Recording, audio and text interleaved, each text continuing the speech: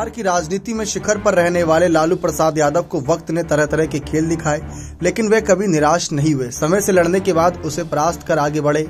उन्हें बखूबी आता है इस मामले में कैसे आगे बढ़ा जाता है। जिस लोकसभा क्षेत्र से लालू ने पहली बार राजनीति में सफलता का स्वाद चखा था, उस क्षेत्र ने बीते 10 वर्षों से उन्हें परेशान करके रखा हुआ है। 10 वर्ष में तमाम कोशिशों के बाद भी लालू प्रसाद यादव यहां अपना जादू नहीं दिखा पाए। बावजूद वे निराश नहीं हैं। एक बार फिर नए जोश, नए जुनून के साथ लालू प्रसाद कहीं ना कहीं अपने पाले में इस सीट को लाने की, यानी सारण सीट को लाने की कोशिश कर रहे हैं। जी हां, सारण जो पहले छपरा लोकसभा क्षेत्र था, वह लालू प्रसाद का पुश्तैनी ठिकाना होने के साथ ही राजनीति में उन्हें आगे बढ़ाने वाला संसदीय क्षेत्र रहा।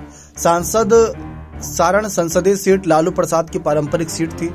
राजद सुप्रीमो लालू प्रसाद ने वर्ष 1970 में पहली बार इसी लोकसभा क्षेत्र से चुनाव जीता। इसके बाद साल 2004-2009 के लोकसभा चुनाव में लालू प्रसाद यादव ने इस सीट से चुनाव लड़ते हुए करीब 60,000 और 52,000 वोटों के अंतर से जीत हासिल की। चारा घोटाला में सजा होने के बाद यह तय हो गया कि लालू प्रसाद किसी भी चुनाव में किस्मत नहीं आजमा सकते। इसके बाद उन्होंने अपनी परंपरागत सीट पर पत्नी और पूर्व मुख्यमंत्री राबड़ी देवी को चुनाव लड़ाने का निर्णय लिया। 2014 में देश की चुनावी राजनीति जब करवट ले रही थी और देश में मोदी की लहर शुरू हो रही थी, उस दौर में यानी 2014 में लालू प्रसाद ने सारण लोकसभा क्षेत्र से राबड़ी देवी को उम्मीदवार बनाकर चुनावी मैदान में उतारा। राबड़ी देवी की टक्कर भाजपा के उम्मीदवार राजीव प्रताप रूडी से होनी थी।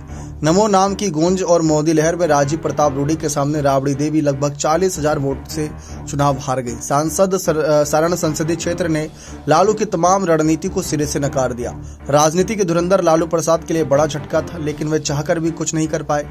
अब देखा जाए तो लालू प्रसाद यादव एक बार फिर से अपनी इसी सियासी जमीन को मजबूत करने के लिए चुनावी मैदान में नहीं बल्कि अपनी बेटी को उतारेंगे। राबड़ी और चंद्रिका राय के बाद लालू प्रसाद ने इस चुनाव में अपनी पुत्री रोहिणी आचार्य को यहां से टिकट देने का निर्णय लिया है। रोहिणी आचार्य के नाम का ऐलान भर बाकी अपनी जिस पारंपरिक सीट को हासिल करने के लालू प्रसाद बीते 10 सालों से प्रयासरत हैं, उनकी बेटी उन्हें वहां से जीत दिला पाती है नहीं, ये देखना दिलचस्प रहेगा। रोहिणी राजनीति में बेहद नई नहीं है, उन्हें राजनीति का कोई खास अनुभव भी नहीं है, लेकिन देखा जाए तो लालू प्रसाद को उम्मीद है कि रोहिणी सारण सीट जीतकर लालू की घर वापसी कराने में जरूर सफल होगी। अब देखते हैं कि सारण सीट पर कैसे माहौल बदलता है।